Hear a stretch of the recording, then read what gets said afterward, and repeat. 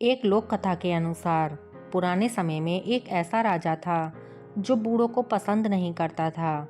उसने अपने मंत्रियों को आदेश दे दिया कि बूढ़े लोग हमारे किसी काम के नहीं, हमेशा बीमार रहते हैं, कोई काम नहीं करते। इनकी वजह से राज्य का धन बर्बाद होता है। इसलिए राज्य के सभी बूढ़े लोगों को मृत्यु दंड दे दो। राज्य के लोगों को जैसे ही यह आदेश मालूम हुआ, सभी बूढ़े राज्य छोड़कर दूसरी जगह चले गए। ये राज्य हिमालय के पास ही स्थित था। इसी राज्य में एक गरीब लड़का भी रहता था। वह अपने पिता से बहुत प्रेम करता। उसके पास इतना धन नहीं था कि वह अपना घर छोड़कर दूसरे राज्य जा सके। इसलिए उसने अपने पिता को घर में ही छिपा लिया। पिता पुत्र किसी तरह घर में रहकर अपना समय बिताने लगे। कुछ समय बाद उस राज्य में अकाल पड़ गया। राजा को समझ नहीं आ रहा था कि अब अन्न की व्यवस्था कैसे की जाए। उन दिनों भीषण गर्मी भी पड़ रही थी। गरीब लड़के ने अपने बूढ़े पिता से अकाल से निपटने का उपाय पूछा। उसके पिता ने कहा कि राज्य से कुछ दूरी पर ही हिमालय स्थित है। गर्मी से हिमालय की बर्फ पिघलने लगेगी और वह पानी उस राज्य की ओर बहता हुआ आएगा।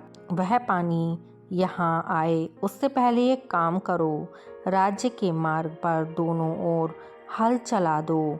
उस लड़के ने अपने पिता की बात को मान लिया और अपने साथियों को यह बात बताई, लेकिन किसी ने भी उसकी बात पर भरोसा नहीं किया। तब लड़के ने अकेले ही रास्ते पर दोनों तरफ हल चला दिए। कुछ ही दिनों बाद गर्मी बढ़ने से हिमालय का पानी राज्य के रास्ते पर आने लगा। कुछ सप्ताह बाद ही राज्य की सड़कों पर दोनों ओर अनाज के पौधे उगाए।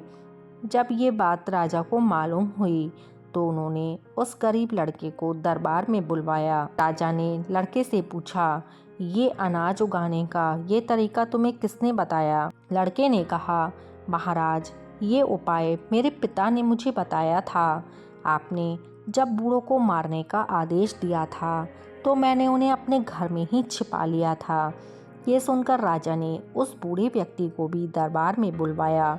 बूढ़े व्यक्ति ने राजा से कहा, महाराज, हमारे राज्य के लोग अपने खेतों से अनाज अपने घर ले जाते थे और कुछ लोग दूसरे राज्य से अनाज बेचने जाते थे तो अनाज के कुछ दाने रास्ते के दोनों ओर गिर जाते थे।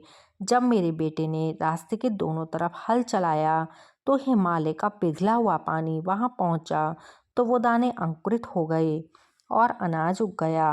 बूढ़े व्यक्ति की ये बात सुनकर राजा को अपने आदेश पर बहुत पछतावा हुआ और उसने अपने राज्य से गए सभी बूढ़े लोगों को अपने राज्य में वापस बुला लिया। मित्रों, इस कहानी से हमें यह सीख मिलती है कि माता पिता और अन्य वृद्ध लोगों का अनुभव हमें कई तरह की समस्याओं से बचा सकता है। हमें अपने बड़े बूढ़ों का सम्मान करना चाहिए।